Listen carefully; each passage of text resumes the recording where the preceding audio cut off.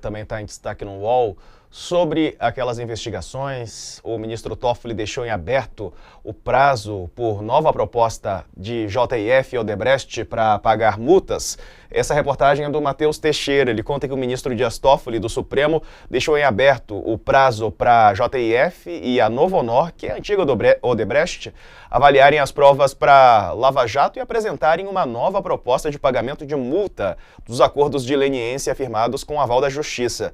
O magistrado acolheu o pedido das empresas para terem acesso às mensagens trocadas entre integrantes da operação que foram vazadas no âmbito da Vaza Jato, Determinou que nesse período as multas fiquem suspensas. No entanto, Toffoli não estabeleceu um prazo para as companhias analisarem as conversas dos procuradores entre si e com o então juiz Sérgio Moro, que, segundo ele, levantam dúvidas razoáveis sobre o requisito de voluntariedade na negociação do acordo. No fim de dezembro, o ministro suspendeu a multa de mais de 10 bilhões da JIF. No início deste mês, tomou a decisão bem parecida em relação à Novonor, a Odebrecht. A empresa diz que a obrigação pendente é de quase 4 bilhões de reais.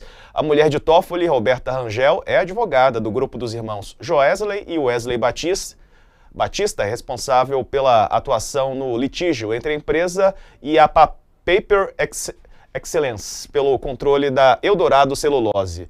É advogada, então, dos irmãos Wesley e Joesley, dos irmãos Batista.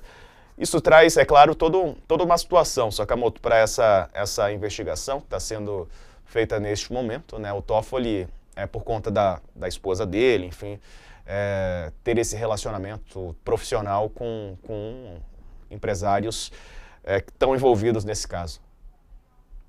Pela fumaça do bom direito, o ministro Toffoli deveria ter se declarado impedido, de tratar desse caso, Diego? Ele poderia muito bem ter passado adiante ou ter levado o caso diretamente a plenário, Inclusive, acho que é isso que deveria acontecer sempre, tipo, casos como esse não podem ser decididos por uma única pessoa. Casos como esse tratam de assuntos muito graves, tratam de multas a empresas, Ah, mas foi feito houve problema na delação, tudo isso mais, tudo bem, mas então tem que provar que houve problema na delação realmente. Ah, ele agora abriu o tempo, deixou o prazo determinado para que as empresas chequem se nos autos do processo, utilizando a spoofing, a operação spoofing pode ter tido algum problema.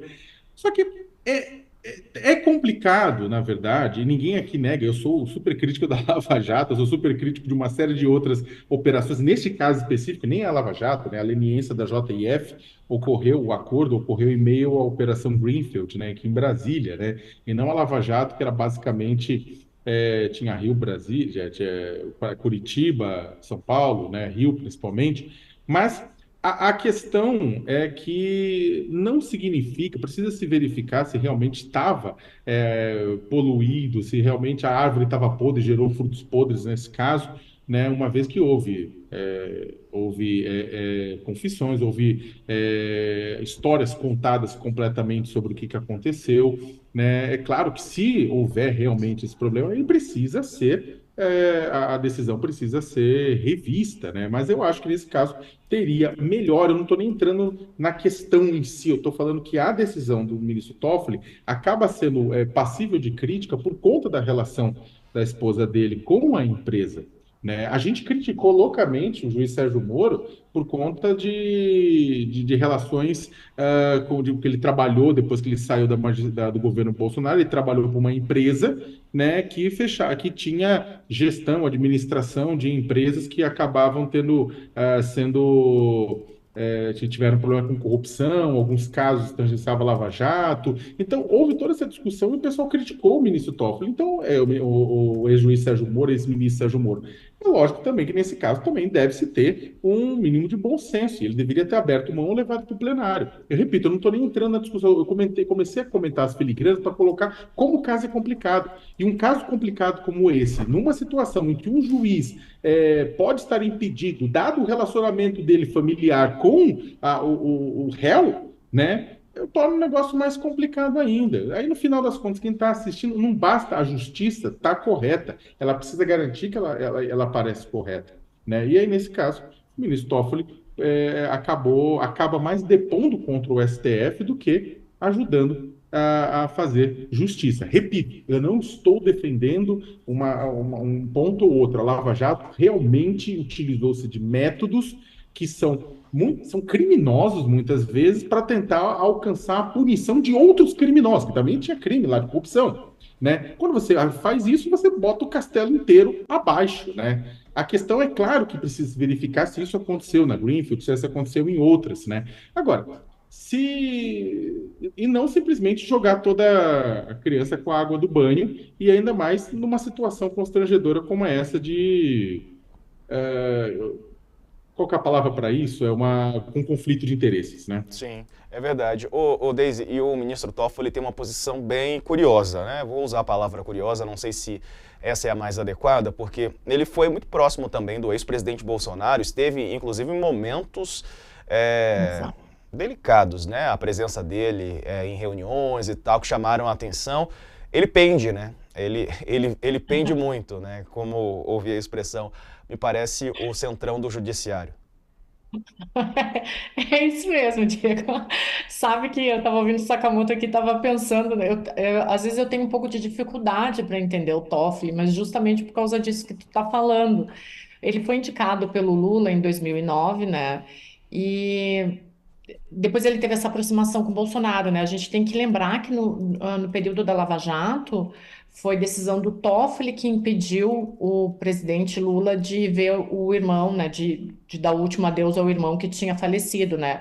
Depois ele liberou o Lula para ver os familiares, mas ele não pôde se despedir do irmão. Agora, quando o Lula venceu a eleição, o Toffoli teve um encontro com ele e disse que pediu desculpa por isso, né? Então, o que a gente vê é uma tentativa de reconciliação. Durante a Lava Jato, ele foi contra a prisão em segunda instância, né? E foi isso que ele alegou, inclusive, para o presidente Lula não ir ao velório do irmão, né? Isso acabou tendo uma consequência para ele em 2019, né? Defendeu o Congresso, e muitas vezes, em muitos discursos, falando que o STF e o Congresso atuavam juntos na Lava Jato, né? Mas ele não era, ele era diferente do Gilmar Mendes durante a Lava Jato. Não sei se vocês lembram, o Gilmar Mendes, ele ia mais a público, ele falava, né? Ele defendia o STF, ele era contra a Lava Jato. O Toffoli ficava nessa balança. Ali no período da Lava Jato, ele ficava nessa balança. Quando o Bolsonaro assumiu, a gente tem que lembrar que ele fez a cena aos militares, inclusive um assessor dele no período do Bolsonaro, se eu não me engano, era um militar, durante o ano um e 2, se eu não me engano, e ele falava muito em diálogo. Depois que o Bolsonaro saiu do poder, aí ele fez de novo um aceno ao Lula, né? Então o Toffoli ele vai e volta, né? Agora teve esse pedido de desculpa aí, mas não dá para entender muito bem as posições dele. É um personagem do STF que ele vai andando ali, conforme vai a maré, ele vai sentindo e ele vai se adequando, né? Uma hora é Bolsonaro, outra hora é Lula, mas isso acaba provocando um pouco de insegurança em relação às manifestações dele, né? Agora, em relação a essa decisão, a primeira coisa que ele devia ter feito é o que o Sakamoto falou no início da fala dele, que é, pô, eu não posso julgar, estou impedido. Mas vindo do Toffoli, a gente nunca sabe. Acho que de todos os ministros, ele é o que a gente menos consegue prever o que ele vai falar, né? A gente pode ter várias críticas a outros ministros, mas a gente sabe mais ou menos o posicionamento, consegue entender como que eles vão reagir. O Toffoli é isso que tu falou, é o centrão do STF. É. Agora,